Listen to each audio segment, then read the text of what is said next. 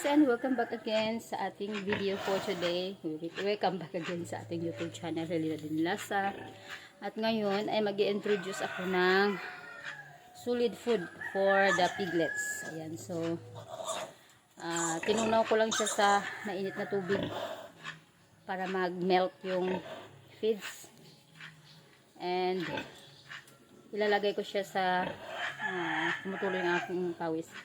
Ilalagay ko siya sa nipples ng ating inahin para preparation sa kanilang pagwalay. So, alam na nila yung lasa. So, every morning ginagawa ko to. Nag-start ako yesterday and today. So, 2 days na. So, every day na magpapadidi siya, every time magpapadidi siya, ay lalagyan ko ng feeds na melt sa mainit na tubig para malaman nila yung lasa ng feeds na to. Preparation sa lang pagwalay. So, ito guys, papakita ko sa inyo. Natin yung ating mga piglets ng pagkain ng solid. So, ito ay ni-melt ko lang siya sa sa mainit na tubig. And then, ilalagay natin siya dito.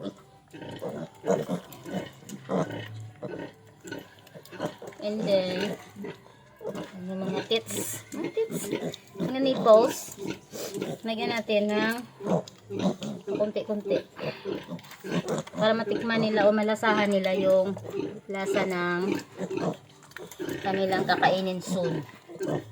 Para hindi tayo mahirapan mag-change na pag nawalay na sila, alam na nila yung lasa ng ating ipapakain sa kanila.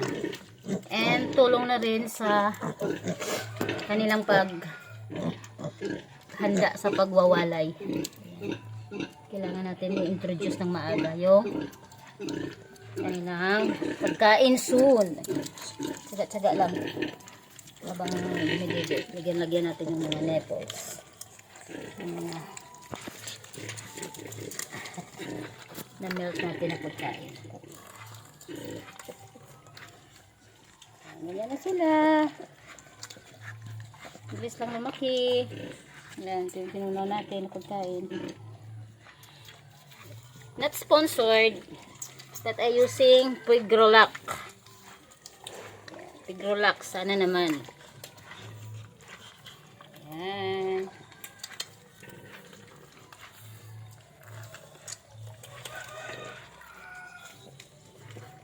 Aking gloves ay may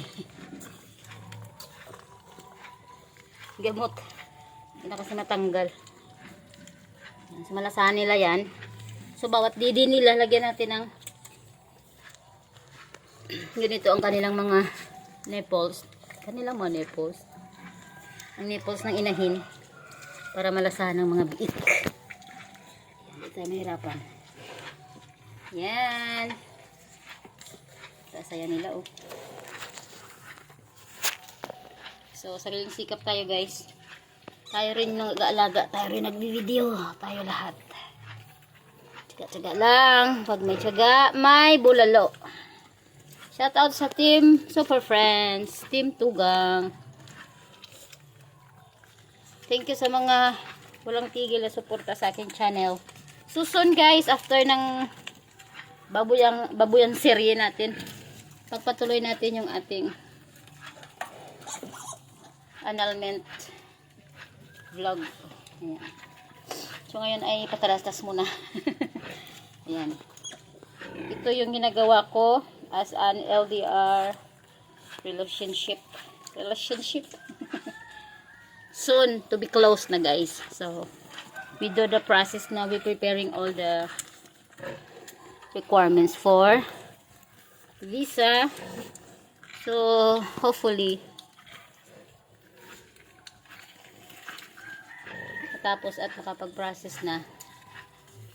Ayan. So, habang ako ay nag-aantay at ito ang aking ginagawa. So, huwag tayong nakatunganga. Be productive. Ayan. Ganoon lang yun ang buhay. Kasi ngayon ay nagmamahala ng lahat ng mga bilihin. Kailangan natin gumawa ng alternative. And pang stress reliever ko na rin kasi hirap guys, yung pinakamahirap na ginagawa ng tao yung walang ginagawa. Ano ba yun? Yung pinakamahirap na trabaho. Yun yung walang trabaho. Yan, so.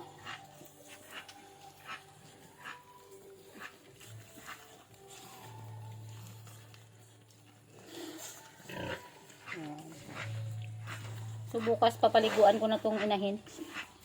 Kasi okay naman yung pakiramdam niya. Normal na yung kanyang pagpupo, pag-ihi.